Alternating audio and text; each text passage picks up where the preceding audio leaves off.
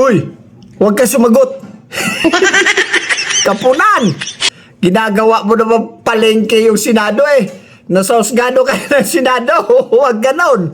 Paul, yung salita mo na yun. Siguro magkabats kayo. Ikaw, si Dilima, si Auntie Claire, si Gadon. Magkabats kayo. Hindi mapagkakaila talaga. At isa pa. Ito pa yung isa. Sabi ng mga loyalista, paglabas na ni Mary Grace Piatos, wala na. Checkmate na daw si BP Sara. Ayun, lumabas na. 70,000 yung inallocate kay Mary Grace Piatos. Nanakawin mo ba yon? Ipagpapalit mo yung dignidad mo, Vice Presidente, sa 70,000. Nakakatawa naman kayo, mga kapatid. Ang inyong witness, nagkandaloko-loko na. Hindi na alam kung ano ang isasagot. At ito pa yung isa na sinabi ni Kapunan.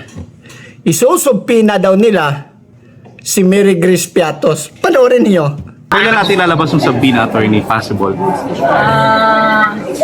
Hinahanap pa namin eh. Hindi pa namin makita kung saan sana kami pumuntang Mary Grace.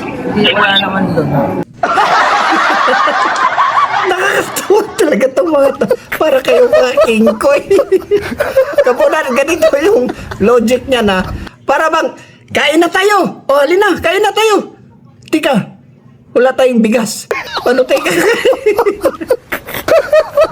Susumpinan niyo si Piatos.